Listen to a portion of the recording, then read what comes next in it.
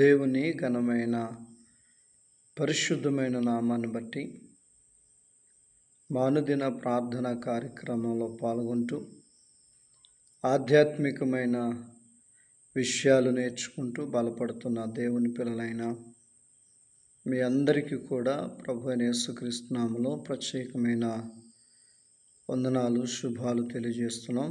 అందరూ బాగున్నారా? మీరందరూ కూడా బాగున్నారని మీ కొరకు అనుదినం ప్రార్థన చేస్తున్నాం. అలాగే ప్రార్థన సహాయం కోరుతూ ఉన్నాం. మరి మన ప్రియులు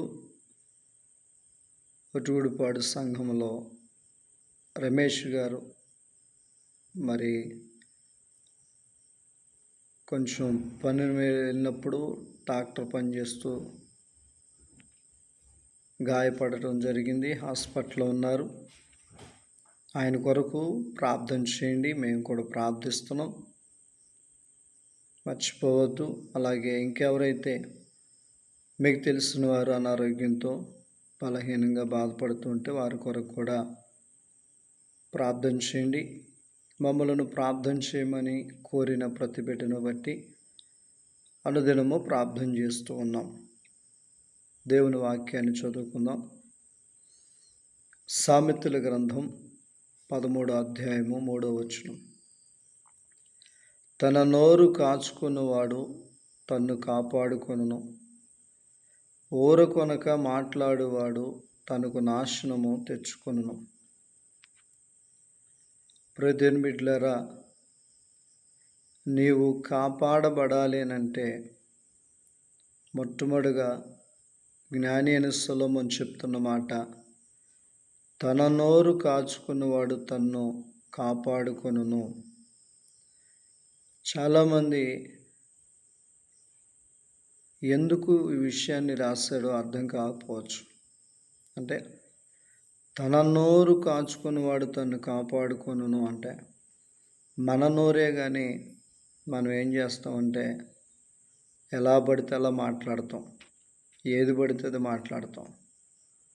కానీ తీర్పులోనికి వచ్చినప్పుడు, లెక్కలోనికి వచ్చినప్పుడు ఆ నోటుతో మాట్లాడిందే మనకి శ్రమను తీసుకొస్తుంది. అందుకనే తన నోరు కాచుకున్నవాడు తన్ను కాపాడుకొనును. నీ నోరు నువ్వు కాచుకోగలిగితే నిన్ను నువ్వు కాపాడుకుంటావు. అంటే ఓ మాట నీ నోటితో అరే అన్నావు అనుకో, ఎదుటివానికి కోపం వస్తుంది. నీ నోరు కాచుకోలేదు కనుక దెబ్బలు పడతాయి. అదే నువ్వు అయ్యా అన్నావు అనుకో, నీ నోరు కాచుకున్నావు, నువ్వు క్షేమంగా ఉంటావు. ఉదాహరణకు చెప్తున్నా. అలాగే ప్రతి ఒక్కరూ, పెద్దవారు చిన్నవారు, తల్లిదండ్రుల దగ్గర, మీ అన్నదండ్రుల దగ్గర, మీ భార్య భర్తల దగ్గర మీ నోరును కాచుకోండి, కాపాడబడతారు. అత్తయ్యని, కోడల్ని ఎలా పడితే అలా మాట్లాడేవారు ఈ సమాజంలో ఎక్కువైపోయారు.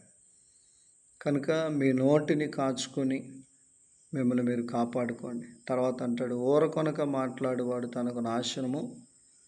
ఊరకొనక మాట్లాడేవాళ్ళు ఎక్కువ ఉంటారు. వాళ్ళు ఏమవుతారంటే వాళ్ళు నాశనం తెచ్చుకుంటారు. ఊరక వేయబడతాయి వాగ్దానాలు వేయబడతాయి, చేయకూడదు. అది నీకే ఇబ్బంది. అర్థమవుతుందండి? కనుక జాగ్రత్తగా ఉండండి. అందరి కొరకు ప్రార్థించండి. దేవుడు మరి మిమ్మల్ని దీవించలాగిన ప్రార్థన చేసుకుందాం. పరిశుద్ధుడా, ప్రేమ కలిగిన దేవ, ఈ ఉదయకాలం నుంచి మరలా రాత్రి కాలం వరకు తోడుగుండి క్షేమంగా ఇచ్చి గత రాత్రి అంతా కాపాడారు.